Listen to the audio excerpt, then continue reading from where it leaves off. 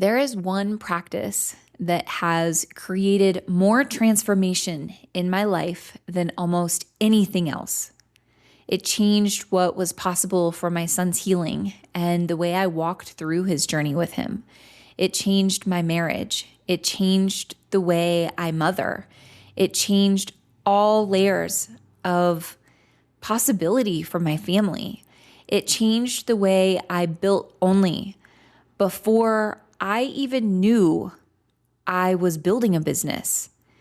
And it's so simple, it almost feels ridiculous. It's the practice of speaking what you desire as if it already exists. I know this sounds too simple, but I'm telling you, this practice has completely changed every part of my life. It's not about pretending or bypassing what's hard. It's definitely not about ignoring or denying symptoms or ignoring the real life things that are happening right in front of you. It's about your words becoming a place your brain, your body, and your nervous system begin to recognize as safe. And when something begins to feel safe, you can start moving toward it, because this is an essential part of healing that so often gets overlooked. The actual teaching your body how to feel safe inside the reality you're asking to move towards. Welcome to the Follow Your Gut podcast, the show for the woman who's ready to stop outsourcing her and her family's health and start leading it. I'm your host, Juniper. Every week, I'll teach you how to understand your body and your child's symptoms through the lens of the gut so you can take clear, confident steps towards real healing. This isn't about chasing symptoms or following trendy protocols. This is about foundational healing, where we get to the root of it all, your gut. I am so happy you're here. Let's dive in. This is the practice of affirmation. The way I use affirmation is very simple. It's a statement. I am so happy that, I'm going to share some examples with you. I am so happy that my body is healing. I'm so happy that my child is sleeping peacefully. I'm so happy that I am not bloated. My body feels good. I'm so happy that our home feels peaceful. That's it. It's not complicated, but it is so powerful. And the key here is that you're not begging for something to happen. You're not saying it out of desperation. You're not pleading for something to change. You're simply practicing the feeling of it already being present in your life. Practicing the feeling. You're allowing your body to essentially rehearse the reality before the reality is fully here. The first time this practice became real for me was when I was healing my son. I was at my rock bottom. I had lost hope. I didn't have some beautiful, grounded, peaceful mindset practice at that point. I wasn't floating around feeling enlightened. I was scared. I felt incredibly alone, and I'd gone to every kind of healthcare professional I knew to go to. Every kind, from traditional pediatricians to allergists to Ayurvedic doctors and functional medicine practitioners. We went to 17 different professionals, and still no one had answers. I had nothing left to hold on to. I started walking and saying out loud to myself, I am so happy my son is healthy. I am so happy my son's skin is clear. I am so happy my son is sleeping all night. I am so happy my son is thriving.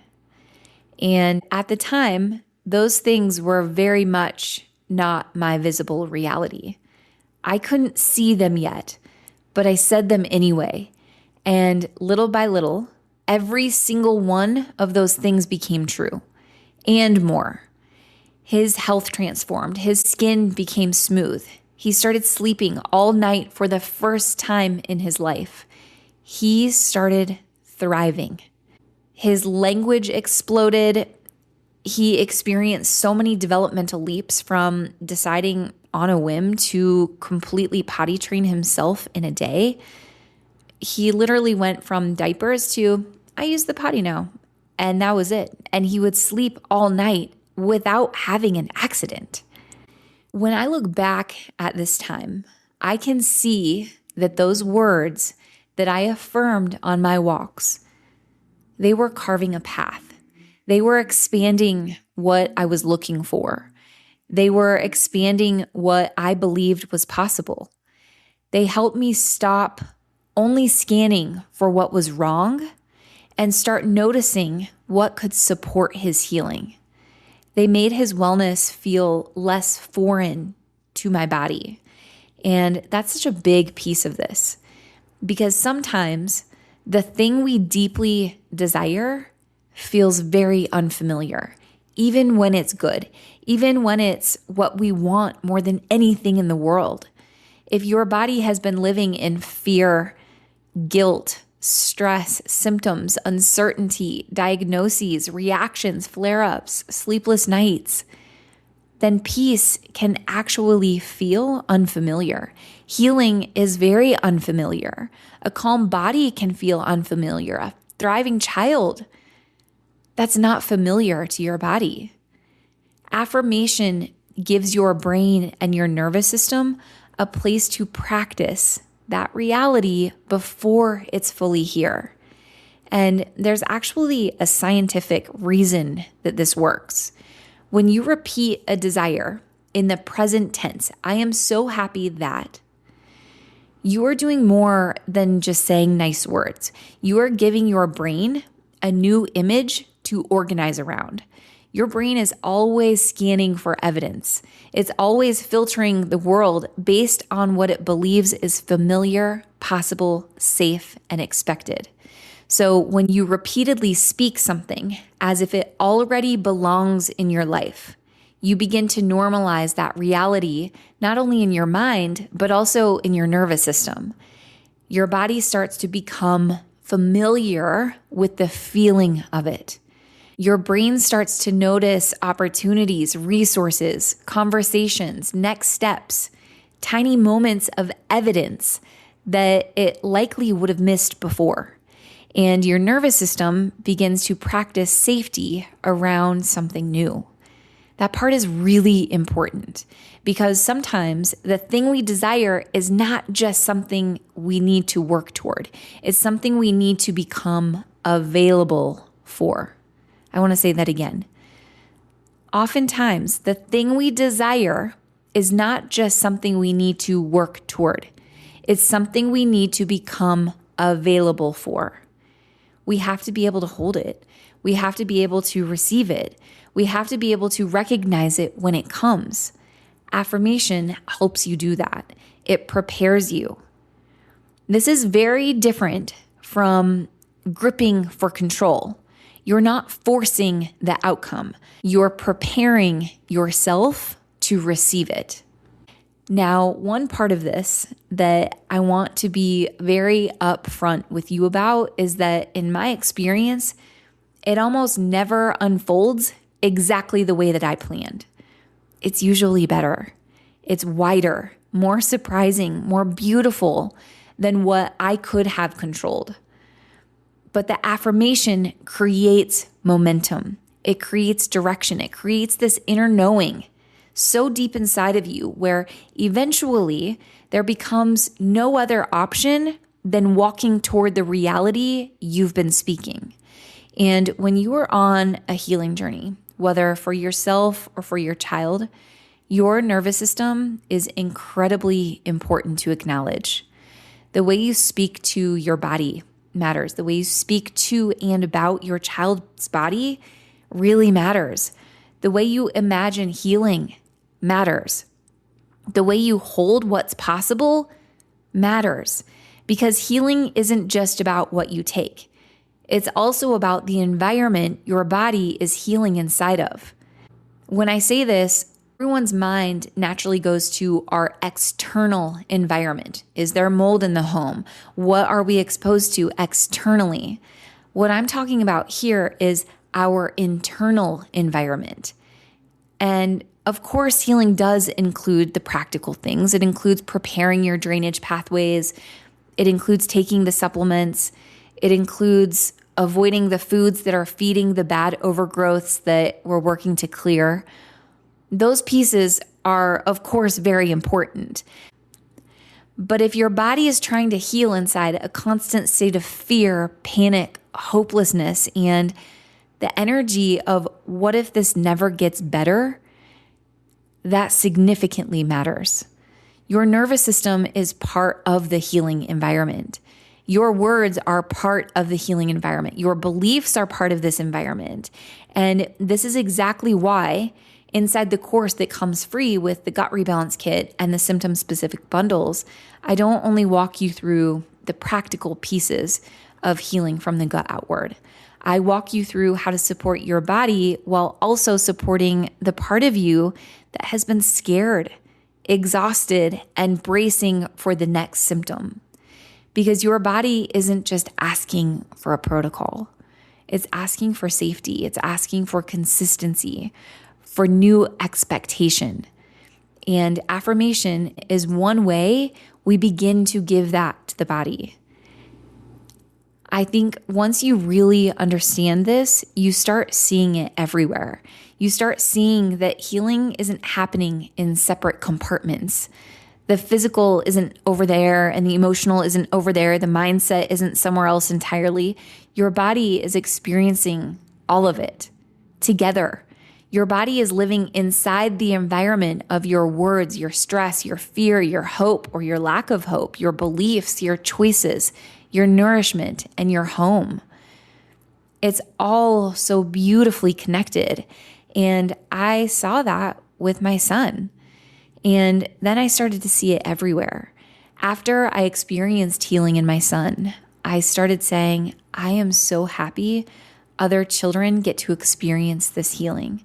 I am so happy I get to share this healing with other families. I am so happy other mothers feel hope again. I need you to understand, I was saying that before there was even the idea of ōNLē, before I partnered with naturopaths, scientists, and manufacturers to create the supplements. I never dreamed of being a business owner. I didn't know I was meant to be an entrepreneur. That was not the life I had pictured for myself. But I started affirming the desire before I even understood what the desire was becoming. And then I had a literal dream. In my dream, I saw the supplements. I saw the community of families healing. And I don't say this lightly.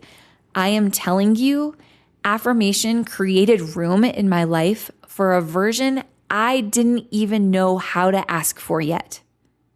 It created spaciousness and an openness I had never experienced before. It made me available for something that was bigger than the version of life I could have ever imagined. And that's what I've seen over and over again. Affirmation doesn't always give you the exact thing in the exact way that you picture it. It does something bigger. It opens a path. It shifts your attention. It expands what you believe is possible. It changes the energy you're carrying into your decisions. It gives your body a preview of what you're walking toward. And then you start to move differently. You start to notice different things. You start to choose differently. Now, the last bit that I want to leave you with is how far and wide this practice can be used. Every morning, when my family sits down for breakfast, we say our affirmations out loud to each other. And I really believe there is something incredibly powerful about speaking your desire out loud in front of the people who unconditionally love and accept you. It makes it bigger. It makes it witnessed. It makes it feel less like a private wish and more like something your family gets to hold with you. And I can't even fully explain this, but from the smallest things to the biggest things, I have watched my children affirm something before it was here and then watched it become part of their reality. Little things, big things, experiences, opportunities, desires they were very specific about. Things that seemed almost impossible or completely random. And over again, I have watched this practice teach them something that I wish every child had the opportunity to learn. That their words are really powerful. Their beliefs are very powerful. Their dreams, their desires, their feelings really matter. And the more we practice affirmation, the more our life starts to feel like it's in conversation with us. That doesn't mean that affirmation is passive. It's not sitting on your couch saying pretty words and waiting for your life to change around you. It's very active. You need to participate in this practice. It changes the way you see, the way you move, the way you make decisions. It changes the way you respond to opportunity. It changes the opportunities that you even see. It creates momentum because your mind, your body, your nervous system, and your actions start lining up with the things you are speaking. And maybe for you, this isn't about a big life vision right now. Maybe it's, I'm so happy my child feels comfortable in their body. I'm so happy we made it through dinner without a fight. I'm so happy my child is sleeping through the night. I'm so happy my poops feel consistent and healthy. I'm so happy I trust my body again. I'm so happy I know how to support my family's health. I'm so happy my child is thriving. And I want you to hear me. This does not mean you deny what's real today. It does not belittle what you are going through right now. It doesn't mean you are ignoring the hard things. It means you stop letting today's symptoms be the only voice in the room. You allow healing to have a voice. You allow hope to have a voice. You allow the future you're walking toward to speak back into the present. And I can promise you, this simple practice will change your life.